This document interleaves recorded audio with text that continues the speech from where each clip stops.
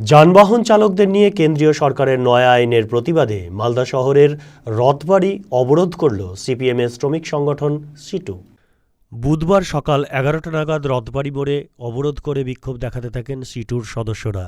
প্রায় 30 মিনিট ধরে অবরোধের জেরে স্তব্ধ হয়ে যায় যান চলাচল। পরে পুলিশি হস্তক্ষেপে অবরোধ ওঠে। আগামী দিনে কেন্দ্রের এই আইন যদি বাতিল না হয় তাহলে এই আন্দোলন দেশজুড়ে চলবে বলে হুঁশিয়ারি দেয় সিটু। যে আজকে নরেন্দ্র মোদী সরকার এবং স্বরাষ্ট্রমন্ত্রী অমিত শাহ যে আজকে যে কালা কানুন যে পরিবহন শ্রমিকের উপর যে নামিয়ে এনেছে, যে 106-এর 1 এবং 2 এই ধারাতে বিধানে বলা আছে যে কোনো ড্রাইভার যদি অ্যাক্সিডেন্ট করে তাহলে সেই ড্রাইভারকে সেই অ্যাক্সিডেন্ট অত মানুষকে হাসপাতালে পৌঁছাতে হবে গাড়ি দাঁড় করিয়ে।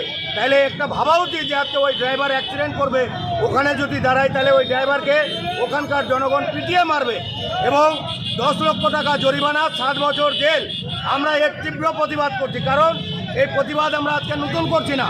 2019 সালে যে নরেন্দ্র মোদী ক্ষমতায় আসার পর যে নয়া পরিবহন অ্যারেঞ্জমেন্ট বিল যে আজকে আনা হয়েছিল, তার প্রতিবাদে আমরা গোটা ভারতবর্ষ জুড়ে all India road transport worker federation এবং West Bengal road transport worker ফেডারেশনের নেতৃত্বে আমরা প্রতিবাদ করে গেছি।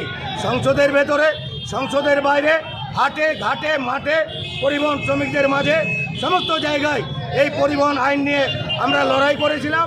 নরেন্দ্র মোদী সরকার বাধ্য হয়ে কিছুটা কাটছাট করেছে বছরে বছরে, কিন্তু হঠাৎ করে দেখলাম এই জানুয়ারি মাসের প্রথম দিনে নতুন উপহার পরিবহন চালকদের উপরে, যে আজকে 106-এর 1 এবং 2 ধারা প্রয়োগ করে আজকে খুনের আসামি করে দিয়ে আজকে পরিবহন চালকদেরকে 10 বছর জেল, 7 লক্ষ টাকা জরিমানা।